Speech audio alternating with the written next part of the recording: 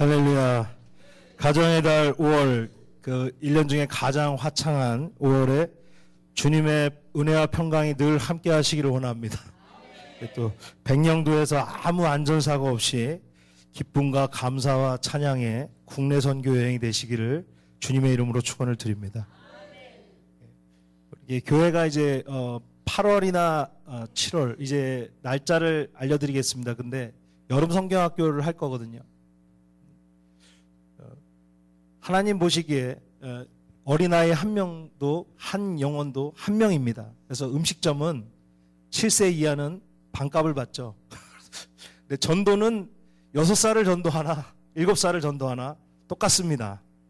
그래서 여름 성경학교 때 좀 기도하시면서 사모하는 마음으로 좀 기도하시면 좋을 것 같아요. 준비하시면 좋을 것 같습니다. 길에 있는 아이들을 좀 전도해 주시길 바랍니다.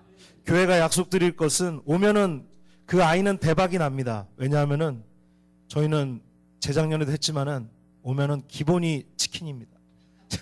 피자예요. 와서 그냥 무조건 먹이는 겁니다.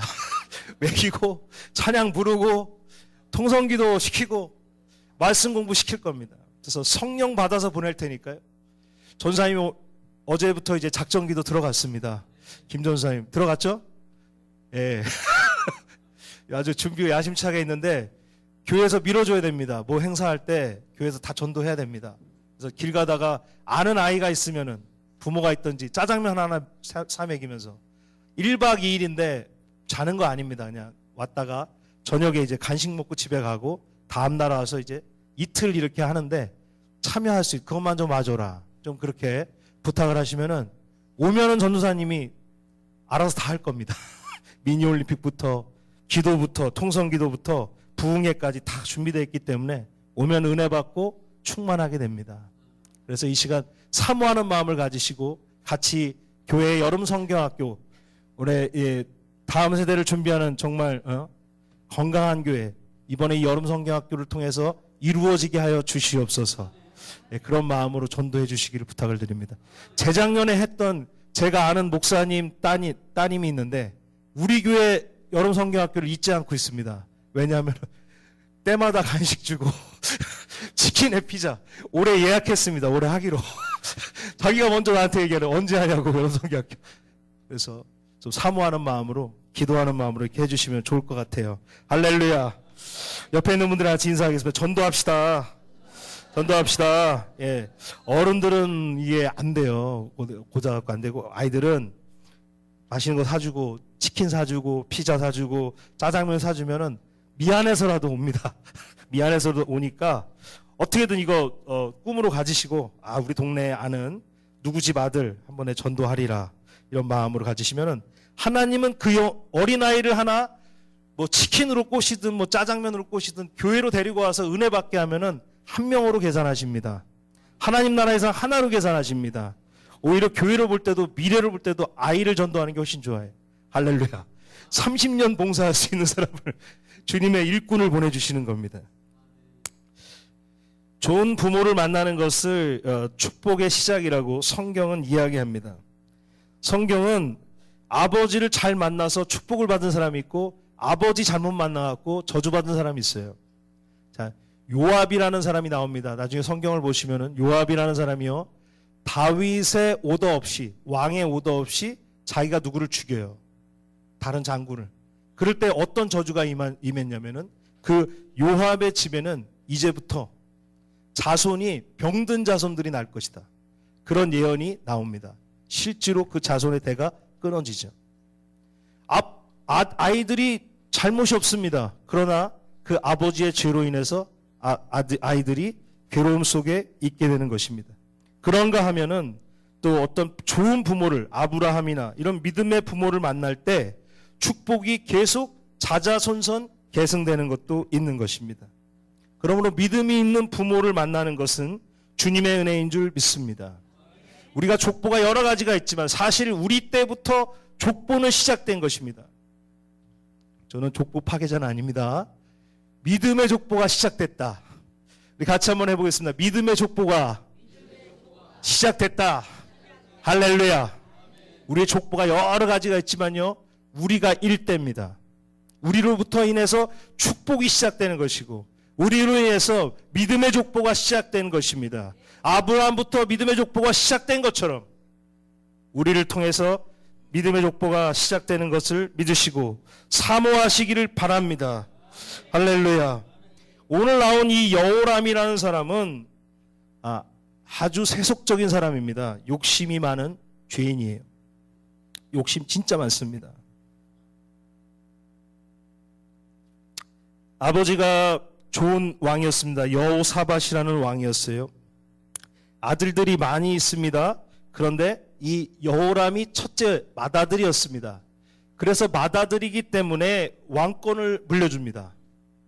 뭐 뛰어나서 물려준 게 아니라 그냥 맏아들이기 때문에 동생들한테 기죽지 말라고 왕권을 물려주고 동생들은 그런 재물을 줬어요. 은금이나 보물들을 나눠줬습니다. 그래서 아버지가 생각할 때는 완벽하게 좋은 구조를 만들었어요. 자기가 죽어도 재산 때문에 싸우지 않겠다. 왜? 순서대로 좋은 거를 많이 줬기 때문에 첫째한테는 왕권이랑 모든 걸 줬잖아요. 그리고 둘째부터 재물을 줬기 때문에 첫째가 이 왕권을 가진 사람이 다 동생들을 잘 섬기겠구나 이렇게 하고 딱 구조를 만들고 떠났습니다.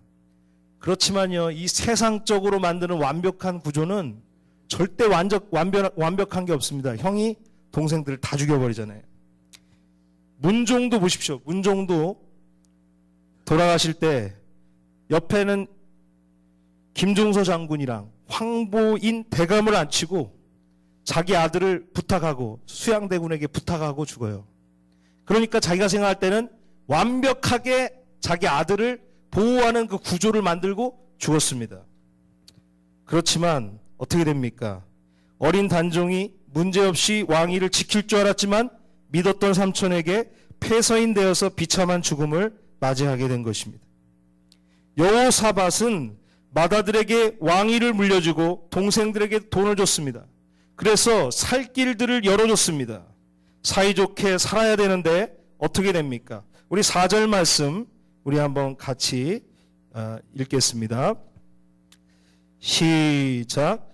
여호람이 그의 아버지의 왕국을 다스리게 되어 세력을 얻은 후에 그의 모든 아우들과 이스라엘 방백들 중 몇 사람을 칼로 죽였더라. 아멘. 이게 비극이죠. 여호람은 모든 아우들을 죽여버립니다. 되게 비정한 형입니다. 그리고 돈을 다 뺏었겠죠. 이런 범죄는 이해가 되지 않습니다. 모든 것을 가진 사람이 동생을 죽입니다. 동생들은 왕권을 못 받았는데, 그런 권세를 못 받았는데 자기는 더 많이 가졌어요. 자기는 양을 99마리를 가지고 있고 동생은 1마리를 가진 거나 다름없는데 동생을 죽여버립니다. 99마리 가진 사람이 이 1마리 가진 사람을 질투하고 한 마리 가진 사람을 핍박하고 죽여버립니다. 여호람의 행위는 잔인한 것입니다. 그러나 이런 일들이 세상에는 많이 일어나는 것입니다.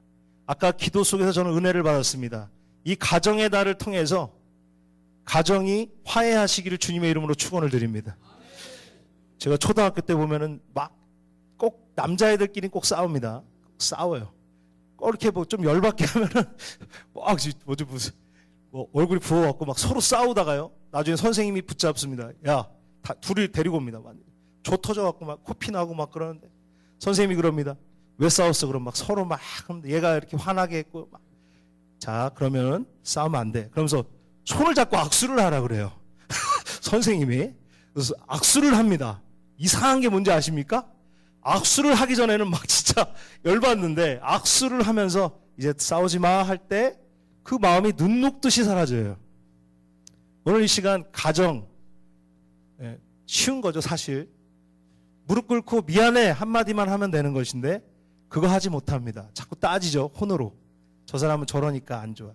자, 하나님께서 오늘 우리 안에 화해하라고 말씀하십니다. 하나님 우리에게 말씀하시기를 손잡고 악수하고 화해하라고 말씀하십니다. 하나님 앞에서 오늘 화해하시기를 주님의 이름으로 축원을 드립니다. 할렐루야. 하나님은 권세 앞에서 화해하시기를 바랍니다. 가정이 회복되는 은혜가 있으시기를 축원드립니다. 세상엔요 이런 일들이 많이 일어나요. 형이 동생을 죽이거나 자기 집 앞에 주차장 갖고도 싸웁니다. 주차장 갖고도 조금 들어오는 것 같고 막 여기 내 땅이야. 2층에 사는 사람이 막 자기 권리를 얘기합니다. 나는 이 건물에 살고 있어. 주차장 갖고도 막 자기가 어떻게든 이거를 뺏으려고 사람을 자꾸 혼내는 거예요. 사람을 자꾸 막 사람에게 설명하고 정치질을 하고 그게 사람의 마음입니다. 성경에서 뭐라 그럽니까? 주는 사람이 은혜인 줄 믿습니다. 받는 것보다 주는 것이 복되도다. 그것이 주님의 성품입니다. 주님이 받는 분입니까? 주는 분입니까? 그는 육체를 주었고요, 사랑을 주었고요, 생명을 주었고요, 우리에게 재정을 끊임없이 주고 계십니다. 그분은 주는 분이에요. 그래 우리가 예수님을 쫓아가면서 어떻게 합니까? 받는 인생이 돼야 됩니까? 주는 인생이 돼야 됩니까? 이삭 보세요. 절대로 싸우지 않습니다. 이삭 보세요. 절대 10,000원, 100,000원 갖고 안 싸워요. 블레셋이 와서 우물을 막아버립니다. 뺏어가 버립니다. 힘들게 판 우물을 뺏어가려. 물 나오는 게 힘든 건데. 지금으로 생각하면은 집을 한 채 그냥 뺏는 것입니다. 이삭이 어떻게 했습니까? 나 그냥 간다. 니네 먹어라. 나는 간다. 이삭이 그거예요. 이삭의 아버지는 유목민입니다. 그러니까 농사를 모르는 사람이에요. 그런데 어떻습니까? 농사를 한번 지었는데 몇 배의 수확이 났습니까? 100배의 수확이 나는 거예요. 그것이 하나님의 법칙입니다. 우리가 가져야 될 것은 세상 사람들이 생각하는 것처럼 판단하는 것이 아니라 우리에게 필요한 것은 믿음입니다. 믿으시면 아멘 하시기 바랍니다. 아멘 한 분들에게 은혜 있을 줄 믿습니다. 지나갔어요. 지나갔어요. 그러니까요. 이 세상적인 법칙이 위험한 거예요. 아버지 보세요. 영적으로 볼 때는 아들이 왕권을 받고 동생들을 보면 불쌍한 마음이 항상 들어야 돼요. 좀 나보다 좀 몇 년 늦게 나가갖고 왕권도 못 받고 이렇게 근유한 마음이 들어야 되는데 뭡니까? 좀 대들고 그러면 어떻게 돼요? 저놈 봐라. 죽여버려. 사람들이 좀 동생들한테 모이면 어떻습니까? 저놈이 나를 칠 수도 있겠구나. 그럼 두려움들이 들어옵니다. 죽여버리는 거예요. 두 번째로는 여호람은 아주 죄인 중에 죄인입니다. 6절 말씀 우리가 한번 같이 읽겠습니다. 시작. 그가 이스라엘 왕들의 길로 행하여 아합의 집과 같이 하였으니 이는 아합의 딸이 그의 아내가 되었음이라. 그가 여호와 보시기에 악을 행하였으나. 아멘. 누가 아내가 됐습니까? 아합의 딸이에요. 아합의 딸. 아합의 딸은 이세벨의 딸입니다. 그러니까 완전히 이제 동생도 죽인 죄가 있는데 이제는 하나님이 싫어하는 짓을 하는 거예요. 악한 사람은요 이유가 있습니다. 친구가 악인이든 아내가 악인이든 부모가 악인입니다. 그냥 하나가 나오지 않아요. 닮아가기 때문입니다. 그래서 신창원 사건도 있고 여러 가지 사건들이 있는데 보면 주변에 악한 사람들이 있어요. 어린 아이가 자꾸 도둑질을 합니다. 도둑질을 해요. 그러니까 아버지가 이 아들을 데리고 가서 감옥에 집어넣습니다. 경찰서에 데려가서 이런 놈은 감옥에 들어가야 됩니다. 그러면서 감옥에 집어넣습니다. 근데 그 아이가 그 감옥에 들어가서 이제 범죄를 배웁니다. 나중에 보니까 범죄의 도사가 됐어요. 누군지 아십니까? 신창원이에요. 아버지가 어린 아들이 잘못하면 회초리를 때려서라도 너 그러면 안 된다 하고 고칠 마음이 있어요. 이제 아들을 감옥에 집어넣어요.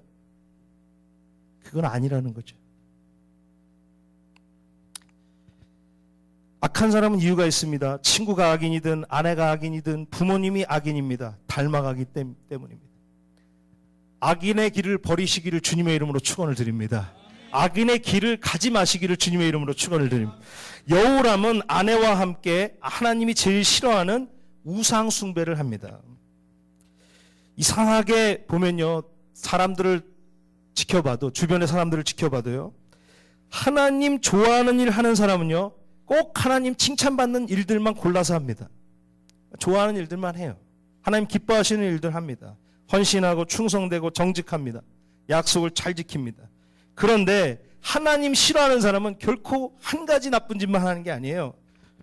남을 비판하고 욕하고 폭력적이고 우상숭배하고 거짓말하고 방탕하고, 이것이 하나님 싫어하는 것들로 이렇게 연계돼서 가는 것을 보게 됩니다. 거짓말합니다. 모든 것이 연결되어 있어요. 그렇기 때문에 우리는 은혜 생활로 가야 될 줄 믿습니다. 연결되어 있어요. 그래서 하나라도 하지 말라는 거예요. 하나 하기 시작하면 계속 실탄에 묶듯이 돈에 넘어지면요, 하나에 넘어지면요, 이제 계속 넘어집니다. 그러므로 은혜의 길로 가시기를 주님의 이름으로 축원을 드립니다. 은혜의 열매들을 맺어가시기를 원합니다. 은혜 생활의 반대는 공고함입니다. 허무함입니다. 공허함입니다. 여러분, 술을 아무리 목에다 부어보세요. 아무리 오늘부터 죄송한 말이지만 소주를 먹어보십시오. 계속 취하도록 드셔보세요. 30년 드시면 해결될 것 같습니까? 40년 드시면 해결될 것 같아요? 소주 드시고 뭐 여행도 가고 뭐 노래방도 가고 뭐 마음대로 해보십시오 한번. 그러면 마음의 기쁨이 채워질 것 같죠? 주님 말씀하십니다. 우리가 그것으로 채울 수 없다. 인간의 공허함은 인간적인 그 구조와 틀에 술이나 같은 향락 같은 것으로는 채울 수 없다. 그것을 이 시대에 알고 있어야 된다. 주님은 말씀하고 계십니다. 그러므로 하나님의 은혜를 받아야지만 해결될 수 있는 것을 믿으시기를 바랍니다. 하나님의 은혜가 우리 안에 들어와서 채우고 상처를 걷어내고 그 일들을 한참 하셔야지만이 그 모든 것이 해결되는 것이에요. 우리 옆에 있는 분들과 같이 인사하겠습니다. 하나님 은혜로 충만하세요. 하나님으로 충만하세요. 할렐루야, 할렐루야. 하나님 은혜가 충만하시길 바랍니다. 걱정과 근심과 염려로 우리 심령을 가득 채우고 다니면은요, 그것만큼 건조한 인생이 없습니다. 하나님의 관계가 회복돼야 됩니다. 하나님과의 관계가 회복되면은, 그 1대1의 관계가 회복되면은 우리는 의의 길로 가게 될 줄 믿습니다. 은혜 생활을 하게 됩니다. 그런데 하나님과의 관계가 막혀있는, 거기서부터 모든 것이 시작되는 것입니다. 하나님과의 관계가 틀어져 있거나 막혀져 있으면 거기서 끊임없이 악한 영의 역사가 이 혼 가운데서 계속 우리 정신세계 가운데, 우리 마음 가운데서 악한 영의 역사가 일어나는 거예요. 하나님과의 관계가 막혀있기 때문에. 그럼에도 불구하고 오늘 저희가 함께 나누고 싶은 부분은 바로 7절 말씀입니다. 7절 말씀을 우리 한번 같이 읽겠습니다. 시작. 여호와께서 다윗의 집을 멸하기를 즐겨하지 아니하셨음은 이전에 다윗과 더불어 언약을 세우시고 또 다윗과 그의 자손에게 항상 등불을 주겠다고 말씀하셨음이더라. 아멘.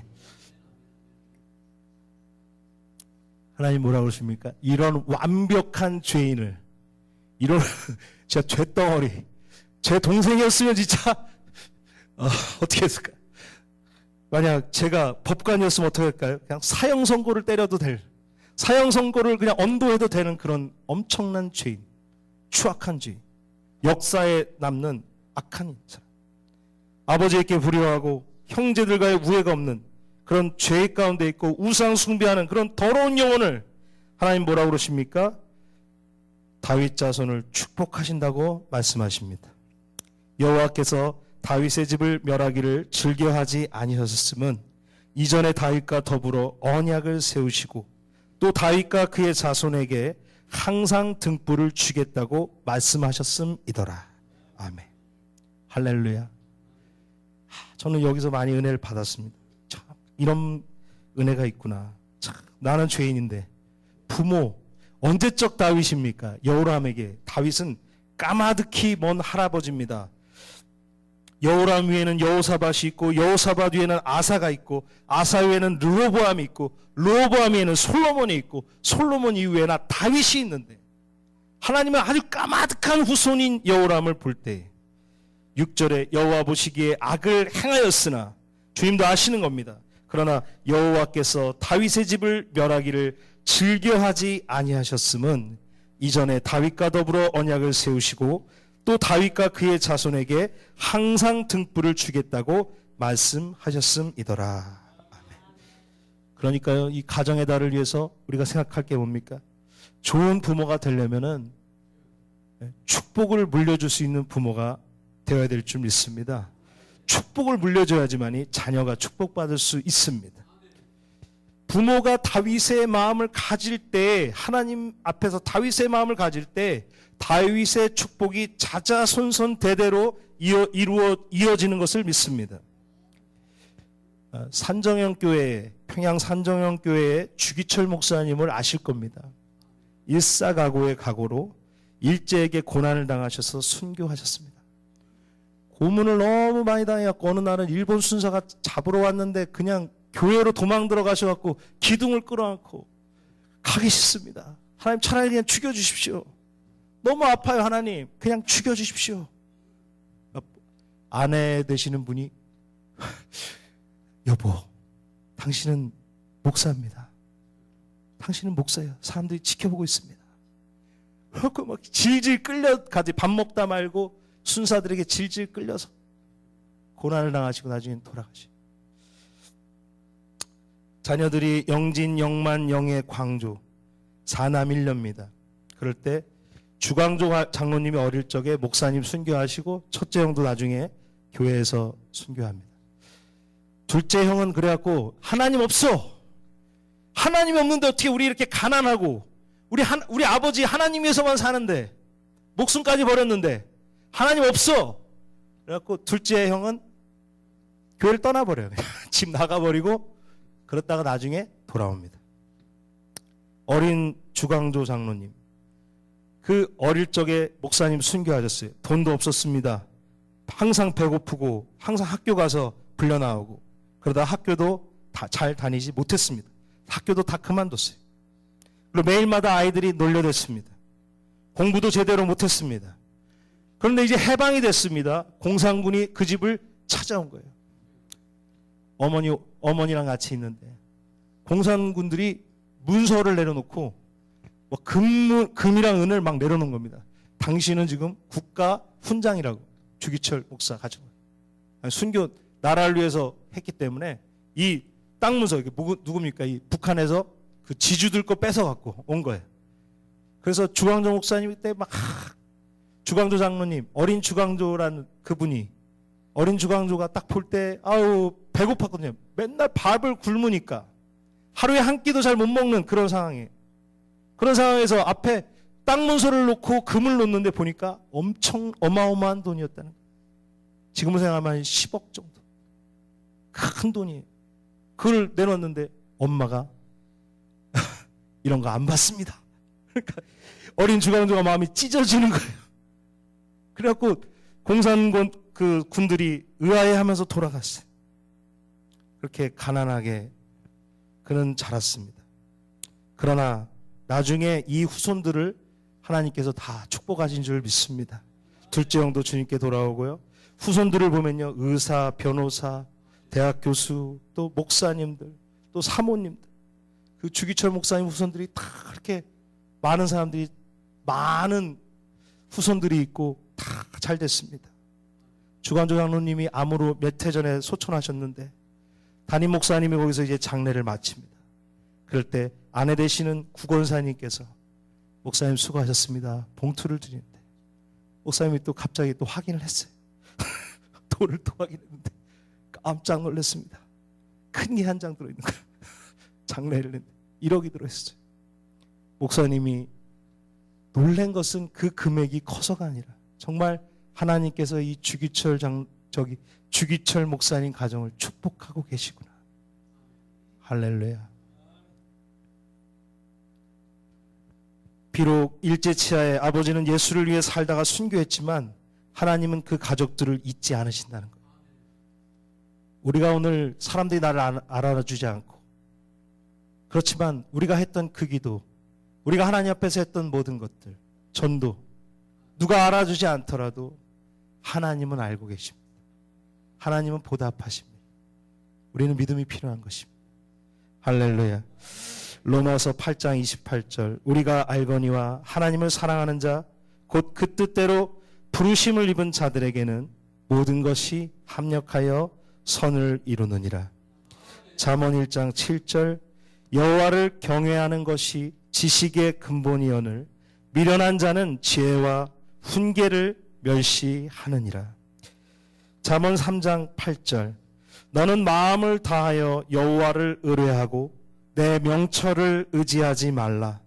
너는 범사에 그를 인정하라. 그리하면 내 길을 지도하시리라. 스스로 지혜롭게 여기지 말지어다. 이것이 내 몸에 양약이 되어 내 골수로 윤택하게 하리라. 말씀을 맺습니다.